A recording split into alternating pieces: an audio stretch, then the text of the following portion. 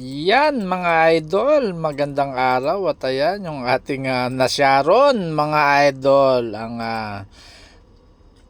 lechon mga idol, yan pinaksiw natin at saka may pinrito pa dyan, ayan. At mga idol, pakita ko kung paano ko siya pinaksiw mga idol. At ayan, sinangkot siya natin yan, yung sibuyas, bawang, at saka ko nilagay yung slice na lechon mga idol. At ayan na siya, talaga namang nangangamoy mga idol. Ayan, ilagay na natin yung sauce mga idol ng lechon.